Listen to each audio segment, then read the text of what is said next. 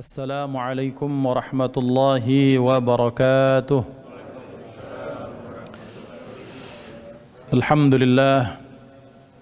Alhamdulillahi rabbil alamin. Wabihi nasta'inu ala umurid dunya waddin. Assalatu wassalamu ala ashrafil anbiya wal mursalin, Sayyidina wa maulana Muhammadin wa ala alihi wa ashabihi ajma'in. Allahumma rabbi shrah li sadri wa yassir li amri wa hlul 'uqdatam min lisani yafqahu qawli. Subhanaka la ilma lana illa ma 'allamtana innaka antal alimul hakim. Allahumma arzuqna fahman nabiyyin wa hifdhal mursalin wa ilhamal malaikatil muqarrabin. Allahumma aghnina bil ilmi wa zayyinna bil hilmi wa akrimna bit taqwa wa jammilna bil afiyah. La hawla wa la quwata illa billahil aliyyil azim. Walhamdulillahi rabbil alamin.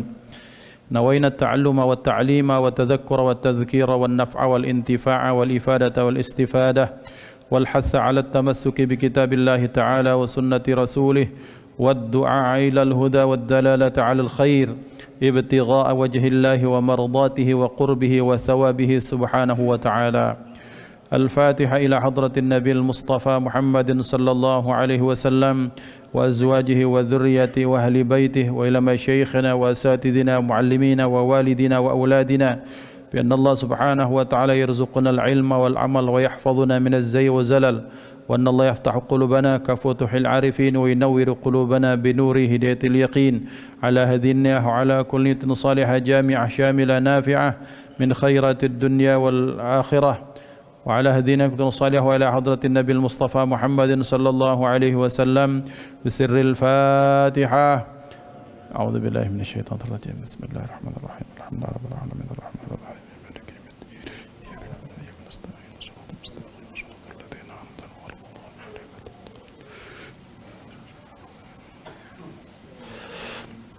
Alhamdulillah, hadratal muhtaramin, para guru, para ustadz, para kiai, para pengurus, para jamaah, ikhwatul iman dimuliakan Allah Subhanahu wa taala, berjumpa kita dalam kondisi yang baik, dalam melakukan kebaikan, berharap kepada Allah dengan niatan mudah-mudahan semua amalan ibadah kita diterima Allah Subhanahu wa taala, dijadikan asbab ridha Allah Subhanahu wa taala fid dunya wal akhirah. Salawat dan salam terlimpah ruah kepada hadratur Rasul Sayyiduna Maulana Muhammad sallallahu alaihi wa alihi wa sahbihi wasallam beserta keluarga, sahabat, pengikut sekalian. Amin Allahumma amin.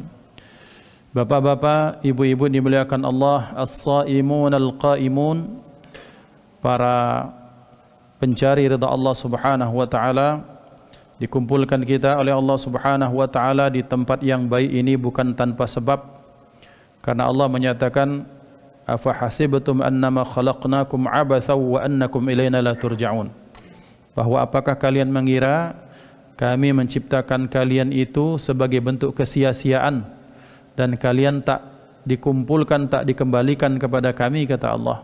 Maknanya adalah ketika Allah Subhanahu wa taala menjadikan kita, mengumpulkan kita, adalah bagian dari ujian kepada kita, mana yang mau beriman, mana yang ingkar kepada Allah. Dan kemudian ketika kita dikumpulkan ini berarti bagian dari rasa cinta kasih Allah Subhanahu wa taala kepada kita semua. Dan untuk itu kita mari terus memperbaharui syukur kita kehadirat Allah. Syukur dengan rasa terima kasih yang betul-betul tulus. Syukur dengan ucapan alhamdulillah. Syukur dalam bentuk kemudian menggunakan nikmat Allah kepada hal-hal yang membuat Allah Subhanahu wa taala ridha. Salawat dan salam terlimpah ruah kepada hadratur Rasul Sayyiduna Maulana Muhammad sallallahu alaihi wa alihi wa sahbihi wasallam beserta keluarga, sahabat, pengikut sekalian. Amin Allahumma amin. Bapak Ibu dimuliakan Allah, di pertengahan Ramadan ini uhanniukum binuzulil Quran, kami ucapkan selamat karena kita telah memperingati satu peristiwa penting dalam Islam, yaitu nuzulul Quran. Bicara tentang nuzulul Quran, maka kembali kita membicarakan nikmat yang besar, rasa kasih sayang yang luar biasa dari Allah Subhanahu wa taala kepada kita. Kita tidak dilepaskan begitu saja di belantara dunia ini, tapi kita diberikan kompas, diberikan petunjuk, diberikan guidebook diberikan hal yang membuat kita bisa terarah hidup kita. Maka mudah-mudahan bi barakatil Quran, bi barakatin Nabi Muhammad sallallahu alaihi wasallam, hidup kita semuanya terarah berjalan pada as-siratal mustaqim, dan mudah-mudahan sampai pada akhirnya kita husnul khatimah. Amin Allahumma amin. Bapak dan Ibu dimuliakan Allah Subhanahu wa taala, sesuai judul pada pagi hari ini, karena mau tak mau kemarin guru kami minta Ustadz berikan judul. Guru kami yang biasa menyampaikan salam 4 jari, ya, Syekhna Syekh Ahmad Kusyairi Al-Ogan Iliri, bahwa beliau meminta kepada kami, Ustadz tolong jukkan judul. Aku dak katik judul, basing kamu napa yo kataku, kisah-kisah menarik seputar Ramadan. Karena di depan kita ada buku kecil Hikayat Ramadan, cerita-cerita salafun salih tentang Ramadan. Karena memang bicara tentang kisah Quran, maka Quran pun adalah kitab yang banyak sekali menceritakan tentang kisah-kisah orang terdahulu. Dan memang pola bercerita, pola cerita ini, pola kisah ini merupakan satu bagian dari metode tarbiyah, metode pendidikan. Bahwa ketika kita kecil dulu, kita dibesarkan oleh ayah bunda, oleh keluarga kita dalam kondisi banyak sekali cerita yang kita terima. Kancil dan buaya, kancil dengan gondang, maksud kami, gondang tu keong. Kemudian misalnya cerita tentang timun mas, cerita tentang apa, bawang putih dengan bawang abang, kira-kira seperti itu. Yang pada muaranya adalah laqad kana fi qasasihim ibratul liulil albab. Al-Quran bukan kitab sejarah, tetapi mari kita lihat, jangankan untuk isinya, bahkan judulnya pun banyak mengacu kepada sejarah. Al-Fil, kemudian surah Maryam, suratul Kahfi, surah-surah yang lain mengacu bahwa ternyata sejarah sangat penting, cerita itu sangat penting. Maka pola bercerita, terkadang manusia ada yang memang dia sukanya, dia tidak punya motif apa-apa, ketika diperintahkan baru mau kerja ada. Orang yang lurus-lurus 10 betul tuh mah itu. Kita suruh, nak kakek cuci piring ya, piring biar dicucinya, gelas tidak. Ada tak ada? Banyak, ya. Kau tuh jingoi sampah di rumah, dijingoi aja weh. Ada tak? Ada. Jadi sesuai perintah di, maka pola Al-Quran seperti itu. Ada yang tak pacak kecuali harus dilarang. Kau tuh jangan ma ini, jangan ma itu, tak dilakukannya. Maka pola Al-Quran itu sangat lengkap. Karena memang Al-Quran adalah kitab samawi, kitab langit yang diturunkan untuk penduduk bumi. Maka karakter manusia ini macam-macam. Ada yang nak diperintah, ada yang nak dilarang, ada nak disinggung-singgung. Caknya, Pak Haji, apa? Ay, lama masam caknya bibir ini. Nah, itu nak minta gudang garam berarti. Itu pola-pola tamsil, perumpamaan, bahasa-bahasa majazi, bahasa kiasan, bahasa majaz isti'arah segala macam. Tapi ada orang yang tidak perlu kita beritakan dengan bahasa yang sharih, dengan bahasa yang jelas, tapi kita berikan, oh ternyata zaman dahulu kalau orang suka begini, suka begitu. Orang kalau bantu masjid tuh, Masya Allah di kampung sebelah tuh tidak pernah putus rezekinya. Langsung, Pak Haji nak berapa? Ini cek kosong siap. Nah, ikhwan dimuliakan Allah. Maka salah satu metode tarbiyah yang baik, salah satunya dengan berikan cerita. Maka banyak sekali para ulama kemudian kita lihat bagaimana cerita Alfu Lailah wa Lailah, cerita 1001 malam misalnya yang terjadi di Baghdad. Itu kan cerita khayalan, khayali, tetapi itu dapat sekali, banyak sekali ibrah, pelajaran dari hal tersebut. Karena memang Al-Quran, dzalikal kitabu la raiba fihi hudan lil muttaqin. Tapi hidayah Al-Quran tidak harus dalam bentuk kutiba, faradha, diwajibkan, dilarang, diharamkan, tidak. Tapi banyak cerita tentang bagaimana Ad, Thamud, Iram dzatil imad, Fir'aun dzil autad, alladzina jabus sakhra bil wad, terus seperti itu. Sehingga kita bisa mengambil kesimpulan sendiri, karena macam-macam manusia ini dengan karakter dan tingkat kecerdasan yang berbeda. Dalam bahasa sederhana, kalau Fir'aun yang hebat mah itu baik, dengan bala tentara yang hebat, ternyata masih mati itulah. Tapi berarti kita juga sama seperti itu. Artinya setiap orang akan mengambil kesimpulan dari cerita yang disuguhkan. Maka ikhwah dimuliakan Allah, kita akan memulai dengan satu kisah pada hari ini, dari cerita ini akan kita dapati pada zaman dinasti Abbasiyah. Ada seorang ulama besar namanya Dawud At-Ta'i. Al-Imam Dawud At-Ta'i ini beliau ini bukan orang Arab. Beliau orang Khurasan. Khurasan, di daerah Khurasan. Maka ketika beliau ini seorang alim, faqih, muhaddits, mufassir, seorang zuhud wara, orang ulama ternama di zamannya.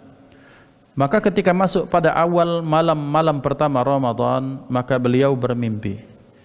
Ketika bermimpi itu, bukan Pak Ketua, bukan mimpi dicetuk ular, bukan. Ya. Tafsiran mimpi itu jelas kalau mencetuk ular. Nah, Imam Daud At-Ta'i ini bermimpi pada satu saat ka'anni arani fil jannah, bahwa aku melihat bahwa seolah-olah aku sudah berada dalam surga. Mudah-mudahan Allah Subhanahu wa taala masukkan kita menjadi penduduk surga, amin. Ikhwan dimuliakan Allah, pertama bicara tentang mimpi, maka Rasulullah sallallahu alaihi wasallam menyatakan ittaqu firasatal mu'min fa innahu yubsiru binurillah. Takutlah kalian firasatnya orang beriman, karena sesungguhnya dia melihat dengan cahaya atau basirah dari Allah Subhanahu wa taala. Yang kedua, bahwa salah satu tanda kenabian yang masih Allah sisakan adalah mimpinya orang beriman. Maka tentunya kalau mimpinya orang beriman, sebelum tidurnya pun adab-adabnya dijaga. Bahwa bagian dari sunnah sebelum tidur itu baca tabarak, baca misalnya as-sajadah, kemudian berzikir, kemudian menggunakan sunnah yang sangat masyhur sebelum tidur baca Fatihah, ayatul kursi, Al-Ikhlas 3 kali, Al-Falaq, An-Nas ditiupkan sampai ke seluruh tubuh, kemudian kita baca Bismikallahumma ahya wa bismika amut, misalnya seperti itu, sampai kita tidur, sampai berzikir kepada Allah. Nah, bayangkan ini adab orang awam saja seperti ini. Kalau orang alim sebelum tidurnya pun lebih parah lagi zikirnya. Kadang sebelum tidur sudah hatam Quran misalnya, baca salawat, baca kalimat thayyibah sampai ratusan bahkan ribuan kali. Nah, Imam Daud At-Ta'i ini tertidur. Ketika tidur, kemudian dia melihat dirinya dalam surga. Tadi surga, kemudian wa fi syatti nahrin, kata beliau, ketika aku lihat di pinggiran sungai surga, karena memang dalam Al-Quran jannah itu kan, bapak-bapak, kata-kata jannah itu dari huruf jim, nun dan nun. Jannah itu artinya tersembunyinya sesuatu karena saking lebatnya, tertutupi sesuatu itu namanya jannah. Walamma janna alaihi lailu ra'a kaukaban qala hadza rabbi. Ketika datang malam, kata jannah, maka malam menutupi, kemudian ila seterusnya. Kata-kata junnatun yang artinya benteng, as-saumu junnah, bahwa puasa itu adalah benteng. Orang kalau di dalam benteng tak kelihatan dari orang dari luar tak melihat orang dalam benteng. Kemudian dari kata-kata jannah itu muncul kata majnun. Apa makna majnun? ODGJ. Ya, kalau disebut sesuatu digilo kakek kena anu pula, somasi pula kakek. Jadi orang majnun itu kenapa disebut majnun dari kata-kata jannah? Karena orang yang majnun tak kelihatan kewarasannya. Ya. Kemudian jinnatun minal jinnati wan nas, dari godaan keburukan jin dan manusia. Kenapa jin disebut sebagai jin dari kata-kata jannah? Karena jin itu tak kelihatan oleh kita. Maka kata-kata jannatun, surga itu ada namanya kebun, disebut jannah. Kenapa jannah? Karena diriwayatkan saking lebatnya di surga itu, orang kalau di sebelah dengan sebelahnya orang tak ketahuan, cuma dengar suaranya saja. Maka dalam surga itu banyak sekali anhar. Anhar tajri min tahtihal anhar, yang mengalir sangat deras. Sungainya itu dari madu murni, bukan madu asli Pak Ji. Dari madu, kemudian dari khamar, dari labanin, kemudian dari air yang mengalir dengan sangat manisnya. Nah, dia melihat Daud At-Ta'i ini duduk, ketika sedang duduk ini dilihatnya, alangkah belagak elok-elok bidadari. Ada bidadari banyak, Masya Allah. Kemudian melihat karena ka'annahunna syamsun min nuri wajihihinna.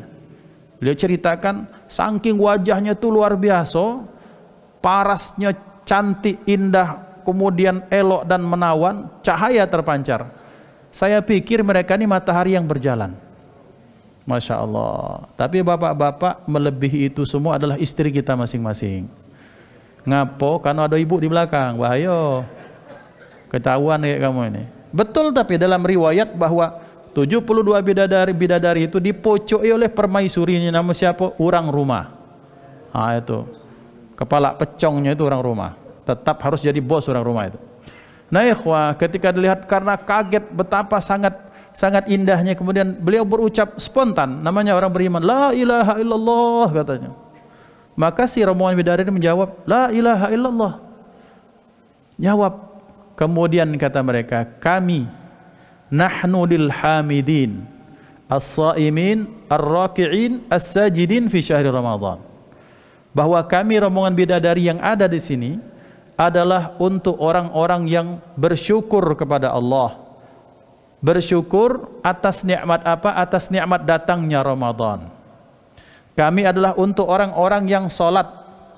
Kami adalah untuk orang-orang yang rukuk dan sujud dan berpuasa pada bulan Ramadan. Maka berarti Bapak Ibu dimuliakan Allah, bahwa ternyata ada jenis bidadari yang disediakan Allah untuk orang-orang yang berpuasa di bulan Ramadan.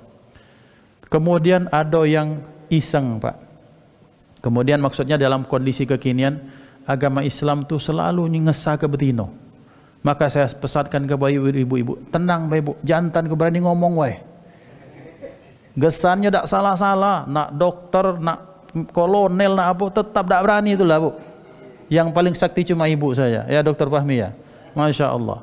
Ikhwah dimuliakan Allah. Maka ternyata bidadari itu diberikan untuk siapa? Untuk para penghuni surga yang mereka suka berpuasa di bulan Ramadan.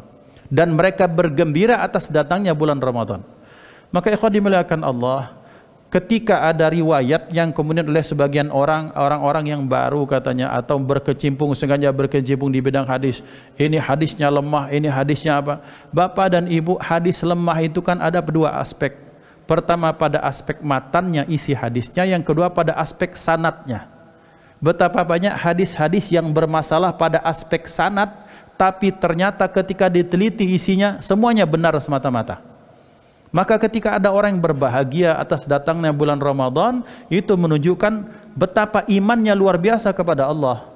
Saya sering menceritakan bahwa hadiah yang kecil, hadiah yang tak bermakna, pena merek pilot 2.000 rupiah zaman dulu, diberikan ketika itu Pak Harmoko datang. Saya ngefans sama Pak Harmoko. Itu pena jangan diucap-ucap uang, pacak betujahan.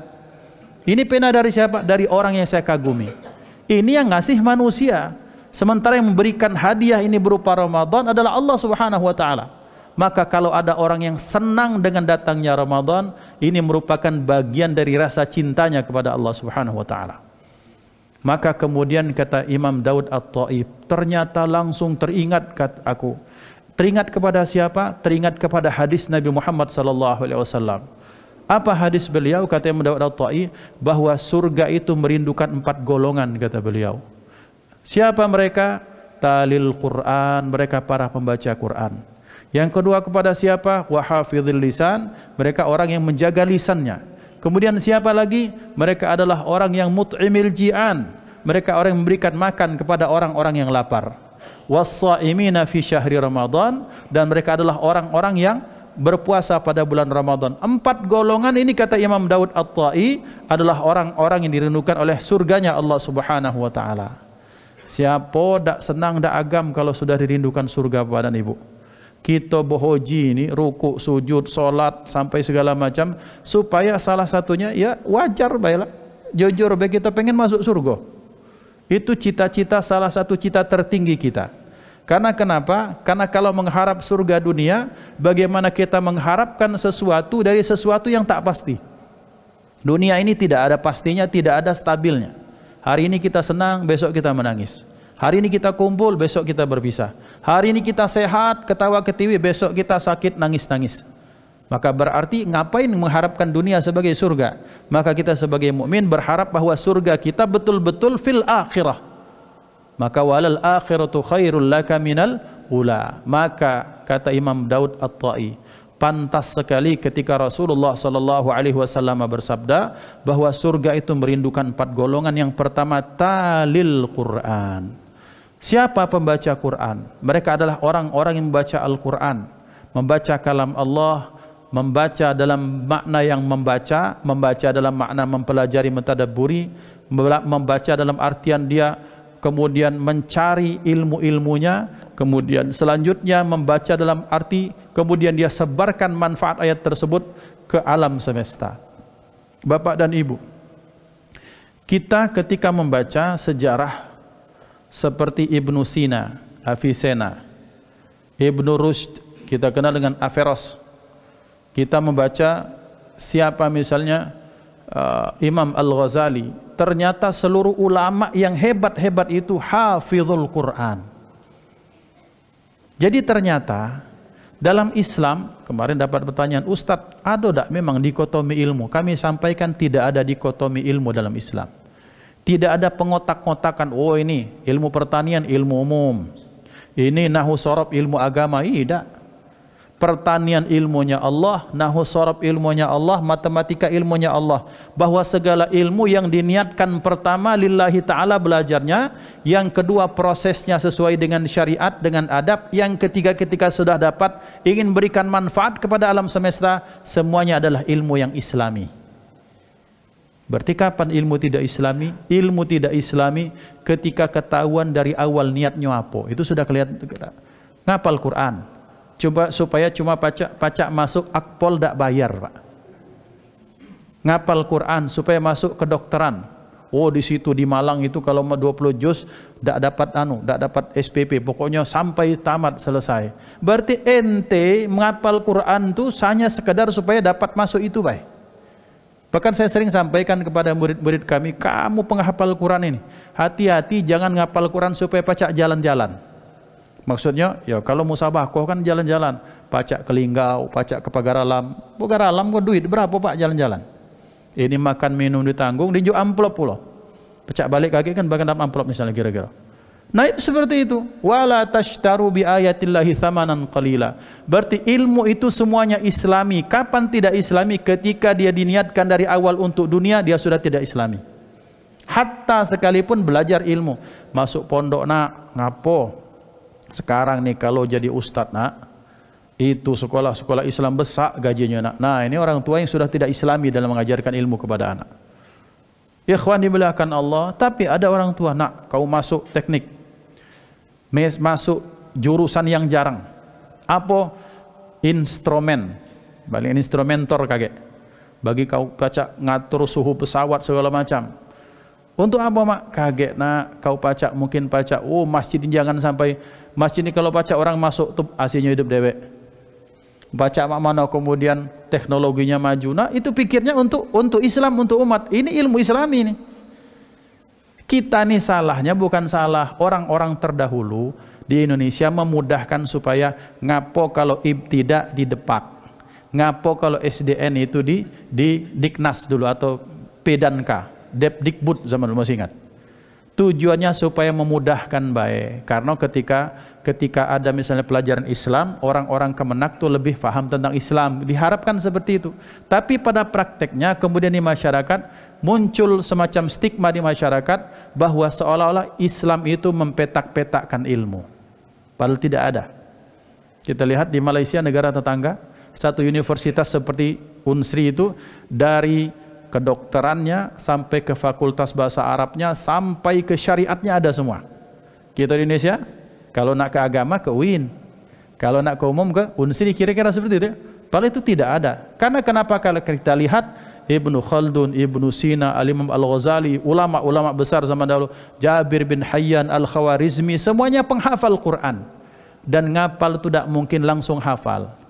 Ustadzuna Ustadz Kusyairi, Masya Allah, mudah-mudahan Allah SWT panjangkan usia beliau, berikan sehat walafiat. Beliau penghafal Quran, ahli ini ahli itu, tapi bermula dari membaca Al-Quran. Jadi kita ini pacak galau Pak Maco atau menghafal Quran, maka surga merindukan orang-orang yang membaca Al-Quran. Apalagi maconyo di bulan Ramadan, karena syahrul Ramadan alladzi unzila fihil Quran, diturunkan Al-Quran di dalamnya. Kemudian untuk membaca Al-Quran diharapkan kita jangan dewek-dewek dulu kalau untuk kapasitas seperti kita. Kalau Ustaz Kusyairi seperti imam-imam ini bolehlah, imam rawatib di sini, karena mereka sudah orang yang sudah pacak nian dengan baca. Untuk kita jangankan ini. Nabi Muhammad sallallahu alaihi wasallam di bulan Ramadan beliau bertadarus bersama malaikat Jibril. Ada gurunya bertalaki. Berarti kalau maca Quran Ustaz mak mano, baiknya orang dua, sikok maca, sikok nyimak sehingga ketahuan mana yang benar, mana yang salah. Karena kita kalau maca Quran dewek-dewek Pak, serasa sudah imam, sudah imam surem galo.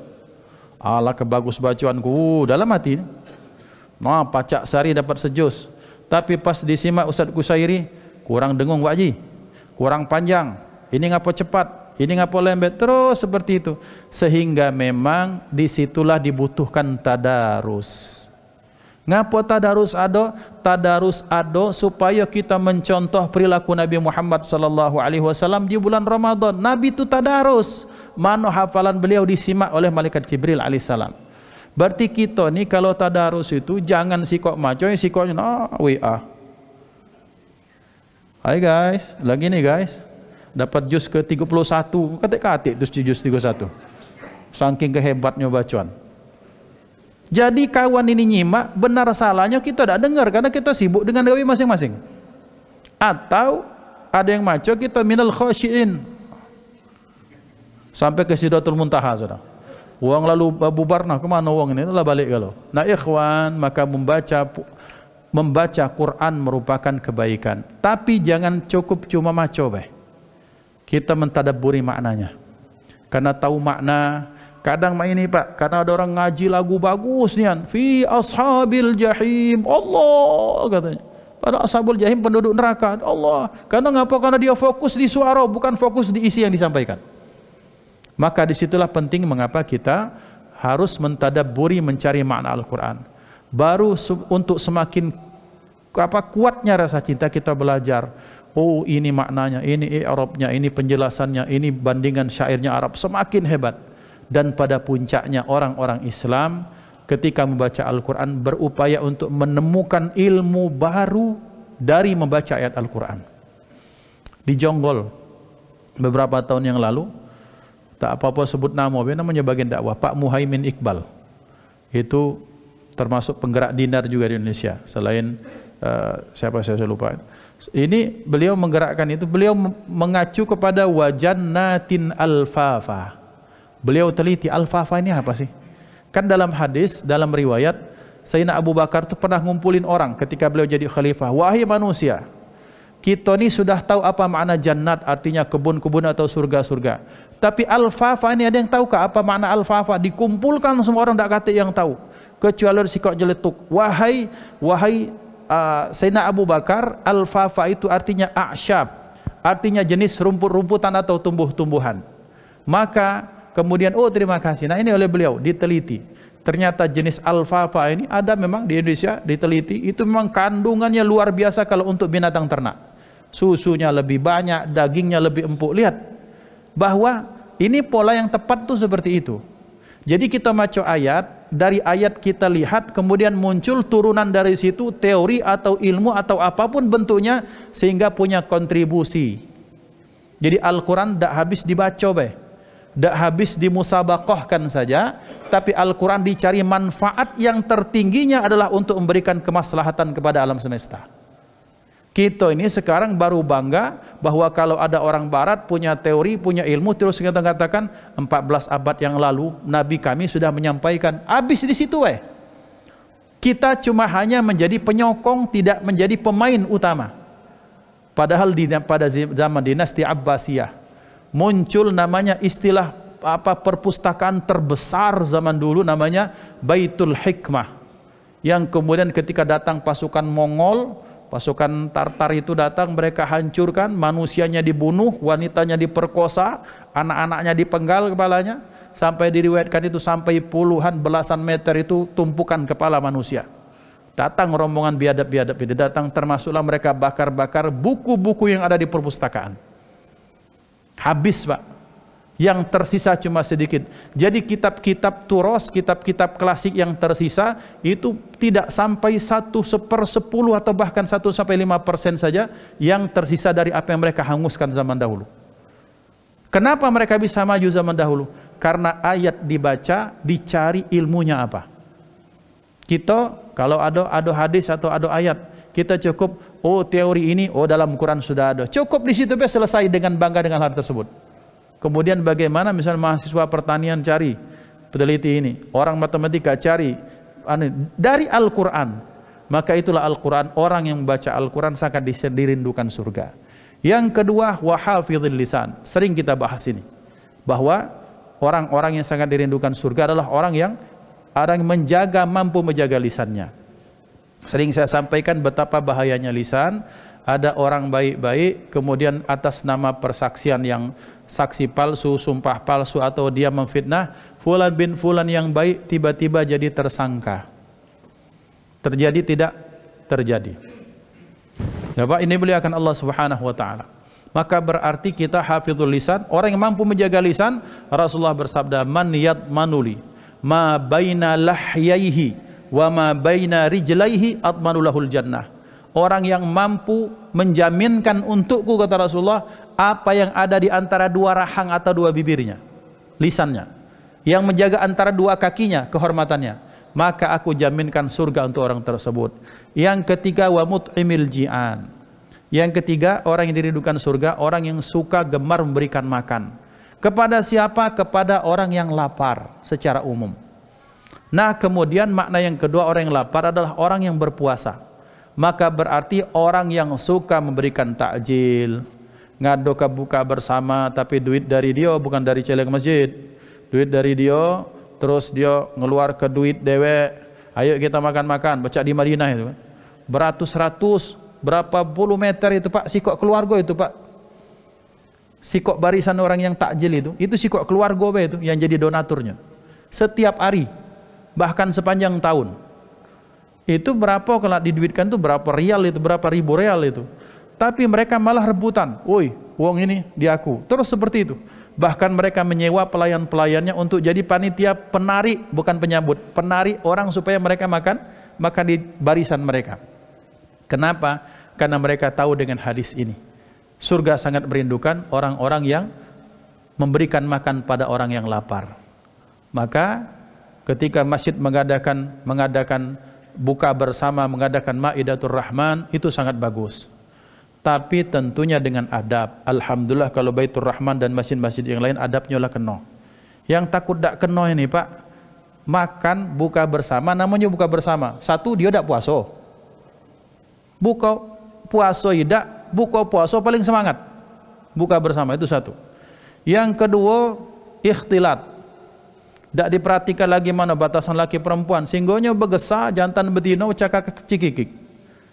Niatnya ingin melaksanakan sunnah tapi melakukan dengan sesuatu yang haram. Yang ketiga, ya kalau buka bersama tuh semayang oi.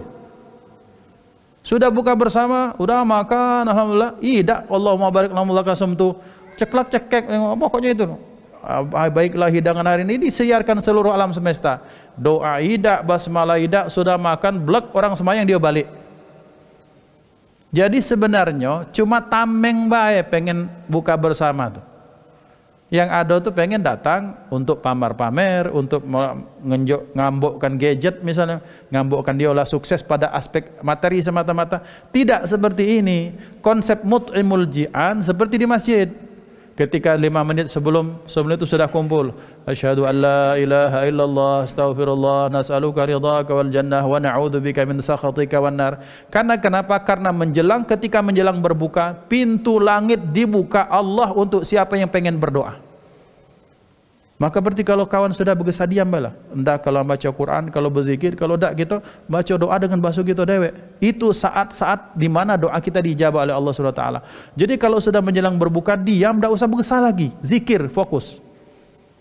Dan kalau sudah berbuka dulu, berbuka, kurma, minum, habis itu sholat. Setelah itu baru hantam-hantam lah.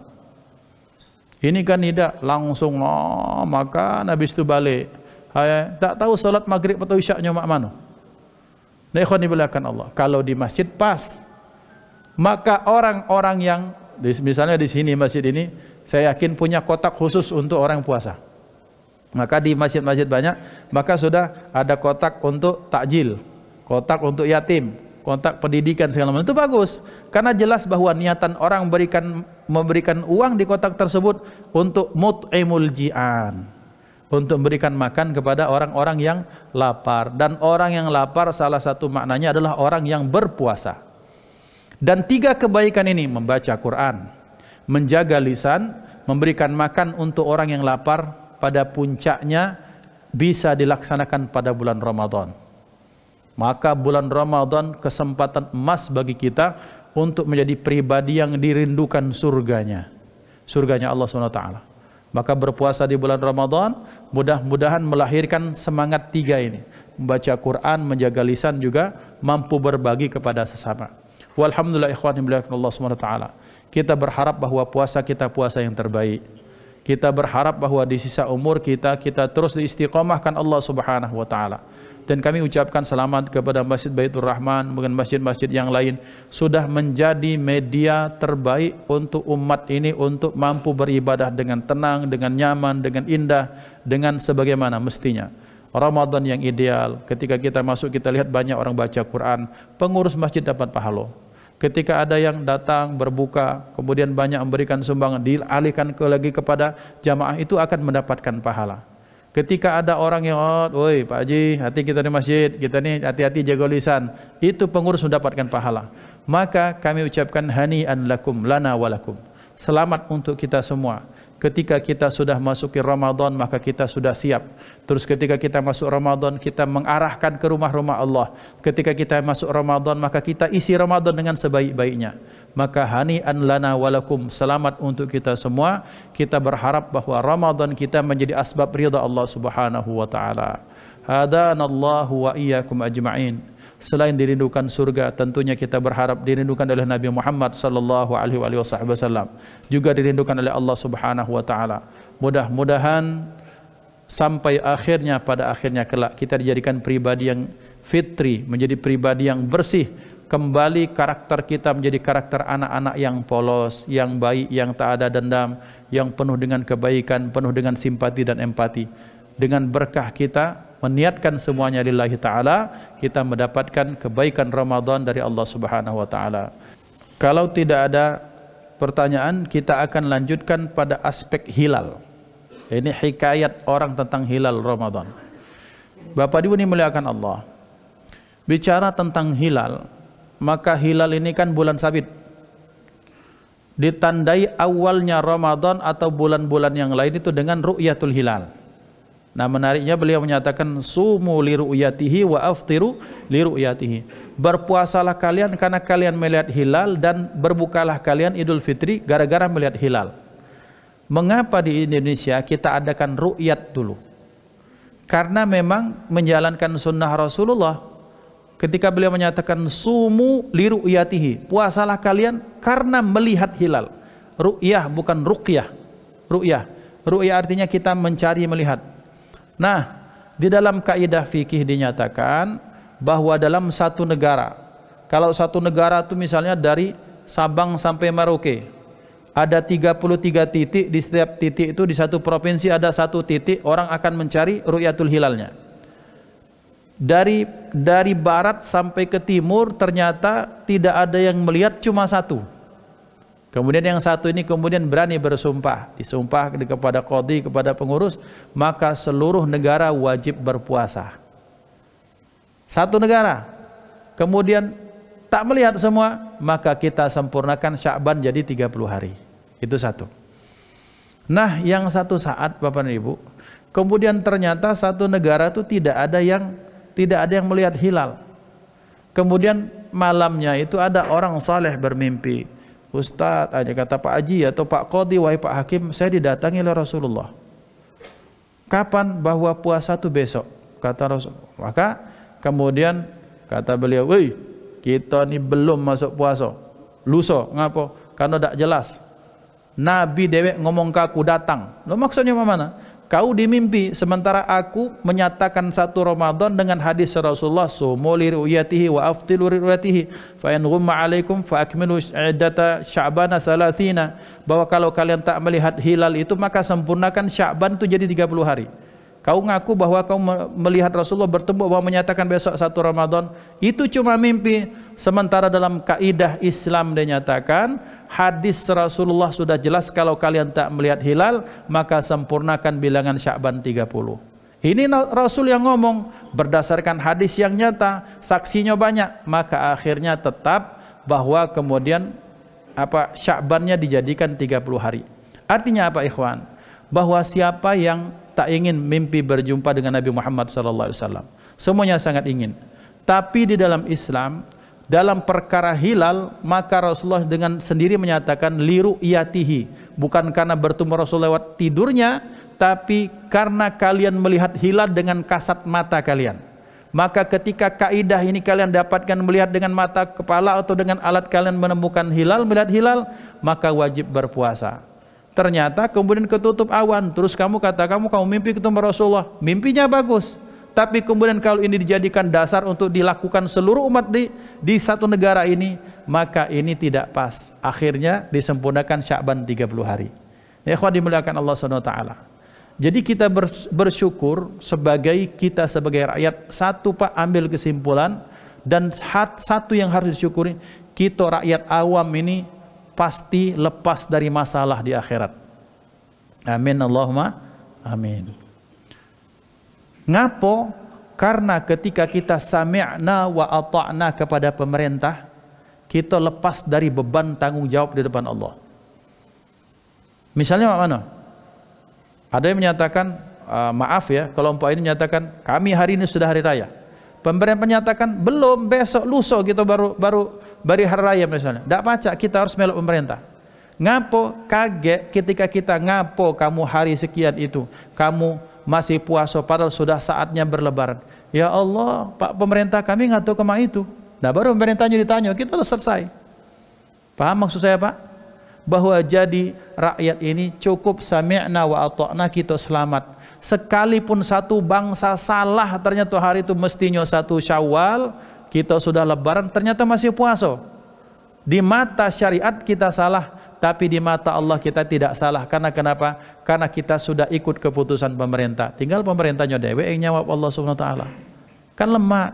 Tapi kalau kita macak-macak, merasa punya alat dewe, merasa punya ilmu dewe, merasa punya hebat dewe, kemudian bagaimana? Ya silahkan kaget, kalau benar dia kebenaran, kalau salah memang dari awal dia salah, tak sesuai dengan kaidah orang banyak.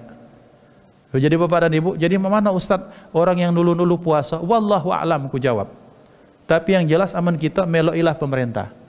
Sudah jelas, kan pernah tahun kapan itu? Beberapa tahun yang lalu, lah banyak ibu ini masak opor, rendang segala macam. Dikira besoknya sudah lebaran, ternyata masih puasa. Banyak yang basi. Insya Allah yang basi itu digantikan Allah dengan makanan surga. Tidak usah berutuk-berutuk gara-gara ayam sih kok. Sementara Allah sudah banyak ngunjuk kebaikan kepada kita, tidak pernah Allah berutuk-berutuk.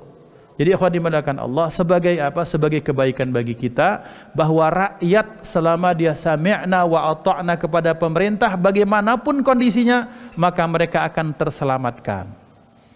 Yang penting sami'na wa ata'na, bukan sambil nyala-nyala ke pemerintah ini dasar LO nih kan, katanya segala macam. Nah berarti itu namanya lah ngumpat. Hati-hati ikhwan, pengumpat pemerintah itu ada pasalnya dalam Al-Quran. Jadi takutnya jadi bugot. Ya sudahlah, pokoknya sami'na wa ata'na, apapun yang terjadi kita akan selamat. Tinggal kita silahkan kepada beliau-beliau yang hebat itu untuk berhadapan dengan Allah pada hal-hal seperti ini. Misalnya ngapo Ramadan dijadikan sekian, ngapo Syawal jadi sekian, itu sudah bukan urusan itu urusan kemenak baik itu, ya. Makanya yang kemenak ini siap-siapkan menunjuk kejawaban kepada Allah SWT. Ini tentang hilal ikhwan dimuliakan Allah. Kemudian tentang tilawatul Quran di bulan Ramadan. Tilawatul Quran di bulan Ramadan, menghatamkan Quran, sering saya ceritakan bahwa para ulama kalau sudah Sya'ban mereka tutup buku.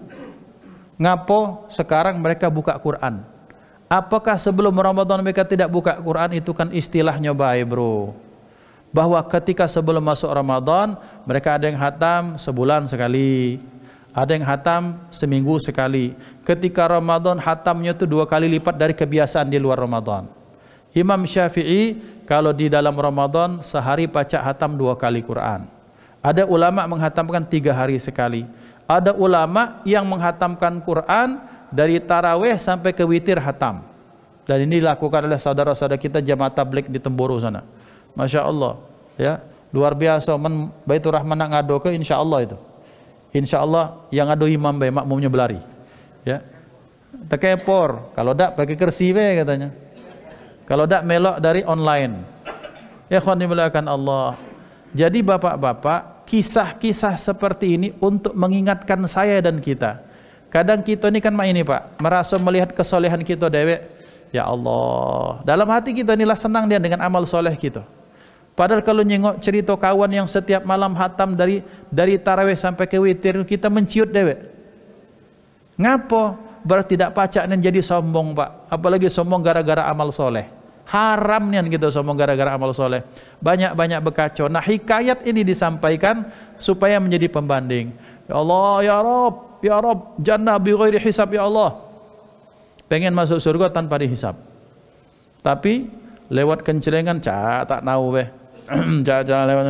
lewat. Nah masuk surga jannatul firdaus bersama Nabi ini. Ada santun anak yatim, ada banyak gawe segala macam lewat. Ada, ayo kita sholat tarawih di situ 20, di sini 8. Aku nih agak-agak melok yang ini misalnya. Nyari kesempatan di mana yang banyak itu terlewatkan, tapi doanya itu masya Allah idealis doanya. Pengen bersama Nabi, ibu-ibunya pengen bersama Siti Fatimah, pengen bersama Sayyidina Abu Bakar, pengen kapling yang paling atas di surga. Tapi Ramadan ajak-ajakan, woi kau nih, aku nih sakit emak bro, katanya mensakit itu enggak apa-apa. Ustadz kemarin ngomong itu, banyak alasan. Nah ikhwan dimuliakan Allah, maka dengan kisah seperti ini kita berharap semangat kita terpompa lagi, bahwa orang-orang terdahulu betul-betul maksimalkan Ramadan mereka, dan berharap bahwa Ramadan kita dijadikan Ramadan maksimal insyaallah.